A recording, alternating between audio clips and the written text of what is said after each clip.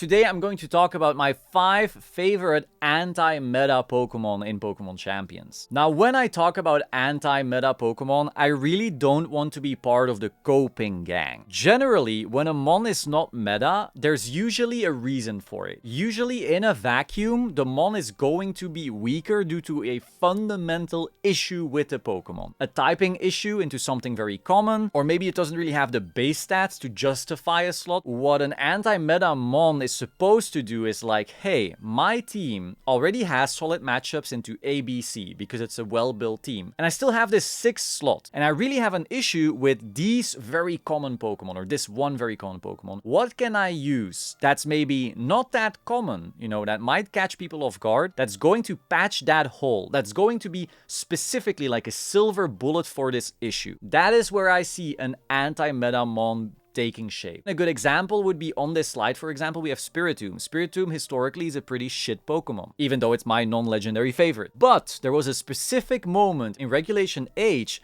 where people were running Sneasler plus Indeedee Male. That combination of a very strong psychic attacker with very strong fighting and poison was really, really oppressive. Almost nothing could really live those hits reliably. And then there were people experimenting with Spiritomb because Spiritomb for some reason was just either immune or at least resisting all of these moves. And so even though Spiritomb, in a vacuum is a shit Pokemon, for that specific niche it had used, it was seeing experimentation. So getting into the list, we first of all have these two fellas. Now I know what you're thinking. These look awful, right? I mean, the left one looks pretty strong, but the right one, that thing looks awful. Hear me out. So both of these learn Rage Powder, okay? It's a very solid redirection move. And the current most used Pokemon, above Incineroar even, is Sneasler. Sneasler is the #1 Pokemon in Pokemon Champions right now. If your team has an issue with Sneasler, your team is just not viable. These two mons are good into Sneasler, specifically, because Bug resists fighting. And more specifically, Volcarona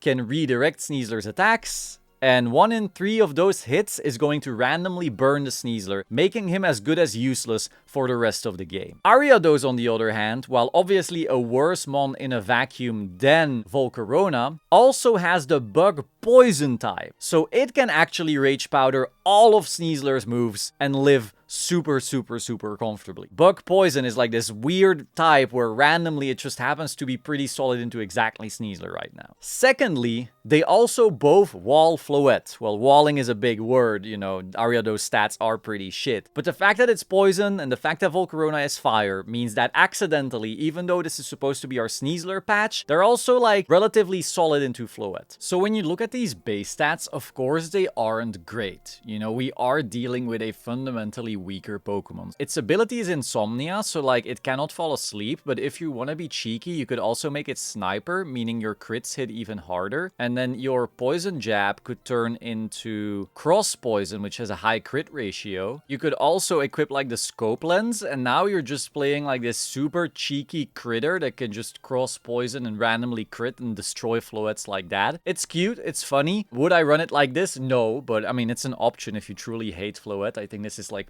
peak hater energy. Now, the better version of this is definitely Volcarona. Just being able to click Rage Powder and redirect all the physical moves to it, and then having that Flame Body ability, which gives you like a 30% chance to burn those physical attackers, is insane. Physical attackers just don't want to even click stuff like Close Combat anymore, or Dragon Claw or anything, purely because this Volcarona is here. It also has a lot of other useful things in its kit. Like, it has Tailwind, it has Psychic, so you can literally blow up a Sneasler instantly. It has Will-O-Wisp. You could even make this a very speedy thing. Like, you could make it Timid max speed and just try to go for Tailwind, Will-O-Wisp, and Rage Powder being like a secondary option. It can also be a setup mon, but honestly, I think because there's so much rock in the format right now, these two cannot stick around on the board the whole time, There is enough rock. There's Aerodactyl clicking Rock Slide, there's Garchomp clicking Rock Slide, there's Tyranitar clicking Rock Slide, there's some Excadrill clicking Rock Slide. For that reason, these are not mons you can just go like, oh, I'll throw them in front of me and they're gonna sit there the whole time. No, they will get blown up by a rock move. But if you can position them around the rock moves, I think they have like interesting properties, especially the Volcarona, but it's also the most afraid of the rock moves. Next, we have Mega Scovillain. Now, this thing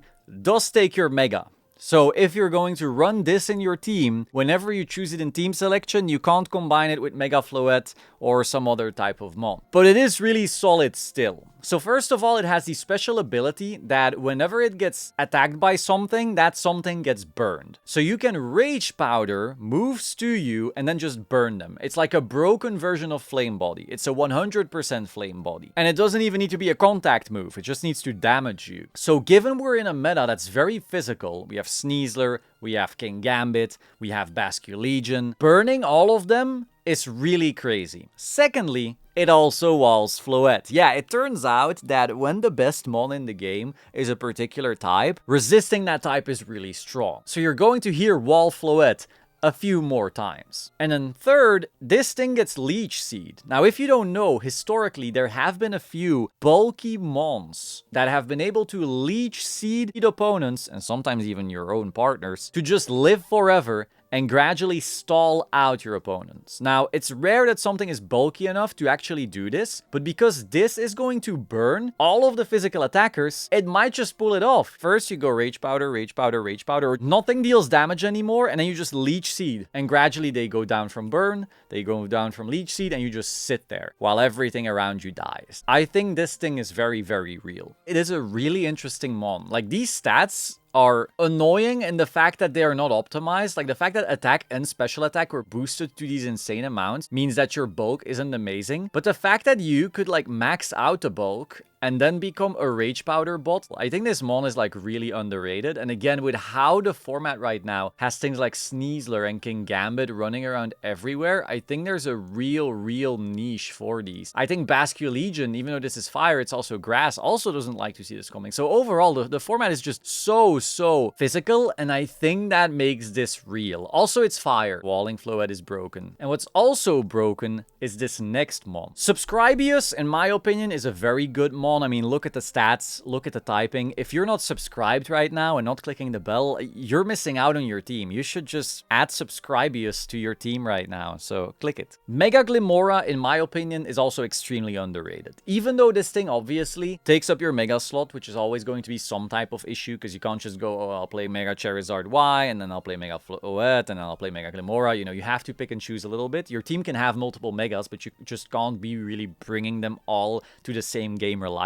But this thing has a lot of stuff going for it. So first of all, it walls Floette. Wow, cool. Okay, it's a poison, so it's walling Floette. Secondly, it nukes the hell out of Charizard. Being an actual rock is crazy. They can try to live rock slides from Garchomp all they want, and then they have to maybe dodge the rock slides. They are not dodging your Power Gem. Your Power Gem is going pew, pew, pew, pew, pew, and they're dead. They could be behind 7 light screens. They are still dead. It can also nuke Floette. Now, of course, if Floette gets time to set up with Calm Minds, not so much. But the fact that you can click Sludge Wave and just ignore Follow Me like that and do hella damage to Floette is crazy. Of course, if you're clicking Sludge Wave, you have to be sure that you're next to partners that can actually, you know, live the Sludge Waves. Can also nuke Incin with Power Gem. This thing gets adaptability when it megas. It does some crazy damage. And then finally, it also gets Earth Power for coverage, which is really cool. Ground coverage is just strong to have. It doesn't get the adaptability boost though. Now, just like the Scovillain, this does take your Mega Stone, but honestly, I don't really mind with this one in particular because it's going to do real output. And then look at these stats. Good defense, solid special defense, okay HP, really good special attack, fine speed. It's sad that it's 101 because that means it's always losing to Jolly Garchomp and you're rock poison, so you're really afraid of ground moves. That's also why it's honestly not better than it is. You know, the fact that any ground move just like takes you out is really threatening. But beyond that, you have Power Gem to blow up Charizard. You can blow up Incineroar. You have Sludge Wave to blow up Floette. You also wall Floette, importantly. You have Earth Power coverage. You have Spiky Shield, which is a better protect. I think Dragapult is underrated. Now, you might think, oh, Dragapult just gets destroyed by King Gambit. But that doesn't matter because you can be support Dragapult. You can't get Sucker Punched if you don't click attacking moves. So you can not get intimidated on this thing because of the Clear Body ability. You cannot be faked out because you're a ghost. Extremely fast Will-O-Wisp. You're basically faster than everything in the game except for like Aerodactyl and maybe a couple Megas. And you're an extremely fast Thunder Wave, so you're also a form of permanent speed control. The fact that you can run this in front of a Sneasler and just go Will-O-Wisp, you don't have to intimidate it. You don't have to proc its White Herb because they're all running White Herb. That's why Incineroar actually isn't that that great into Sneasler anymore. You're not proccing Defiant like you would with Intimidate against a Kingambit. You know, Intimidate is kind of like weird right now in that so many people are running Sneasler and Kingambit and your instant is just doing nothing. It's kind of weird. The fact that you can just go Will-O-Wisp, GG, go next, is crazy. But let's go into the builder and check out specifics. Definitely one of my favorites on this list. So first of all, when you look at the stats, it has the pseudo-legendary stats. You know, none of these are truly horrendous and some of these are great. Could he be more optimized? Sure, but you'll have to deal with that. So the stats are really solid. It's ridiculously speedy. It's not the most bulky, but when you invest in bulk, he can be like manageable. And both attack and special attack are serviceable. So you can make this both a physical attacker and a special attacker, especially on ladder where it's close team sheet and your opponent has to guess which of the two it's gonna be. That's really solid. For a long time, Dragapult was more like a choice band, clicking Dragon Darts bot, just doing that one thing. Sometimes you would U-turn, sometimes you would Phantom Force, sure. It was more like choice band, just an attacker, but I really think in this format where there's so much physical stuff, being able to just go like timid and just Will-O-Wisp everything inside while not being able to be faked out or intimidated is insane. You can literally just be faster than anything but Aerodactyl, I guess, and just click Will-O-Wisp. Kingambit, Will-O-Wisp. Bye. Sneasler, Will-O-Wisp. Bye. You also have Thunder Wave, so if you need this to be speed control, that's also possible. And then again, like you have solid other attacking moves. If you want to be a special attacker, you can be Shadow Ball. If you want to be a physical attacker, you can do Dragon Darts, a really, really broken move, honestly. Like the fact that it like hits twice and it just looks for the Mon that's not protecting is really crazy. If a Mon protects and there's like a Focus Sash next to it, it's also just gone. The ability Clear Body is also great. Your stats cannot be lowered, so you can't be intimidated, you can't be Icy Winded or Electro Webbed or parting shotted, anything like that. Infiltrator, while definitely not like the main move you're going for, is still an option if you're going to be a special attacker, because then you could ignore the Aurora Veil from Frostlass and just Shadow Ball it. That sounds cool as well. Clear Body and Infiltrator are both like solid abilities, with Clear Body obviously being like the more generically good one. Overall, its kit is just very, very good though. Like it has Disable, so if your opponent is choice locked into an item, you could just disable the move and then the Mon does nothing anymore. You have Draco Meteor if you just want to delete stuff. You have Hex, so if you wanted to like Will-O-Wisp and Thunder Wave stuff and then just start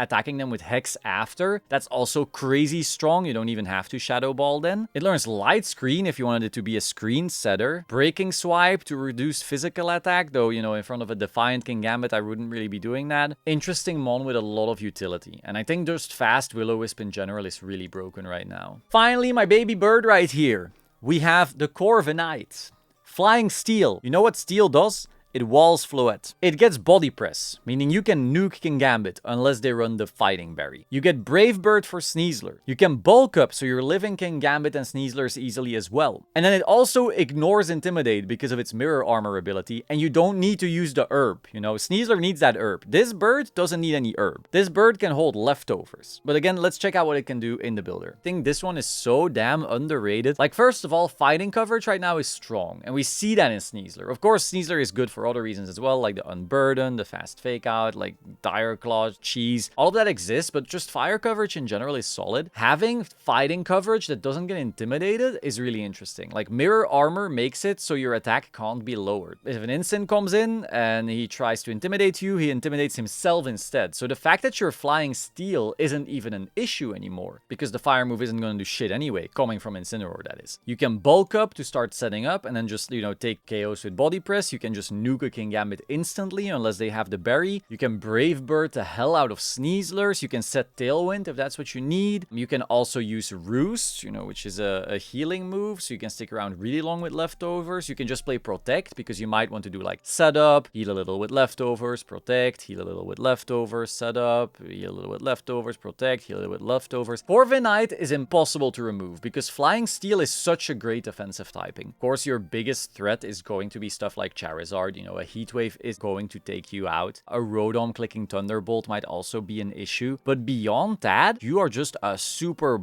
bulky defensive mon feels like it has so much potential in the format right now, specifically where we're at right now, of course. You don't want to throw this into a Charizard match, of course, but all the other mons we've been seeing, I think this mon has a really solid shot of just being like a little patch. So if your team has enough answers for stuff like Charizard and you're having issues with the other mons we've been mentioning, like Kingambit, Sneasler, Instant type stuff, hell, even Sinistcha, you know, you can just Brave Bird it. Definitely give Corviknight a shot. I definitely think Corviknight is real. So these were my anti-meta mons. Let me know about your cool anti-meta ideas in the comments down below. Be sure to subscribe and I will see you soon. Ciao.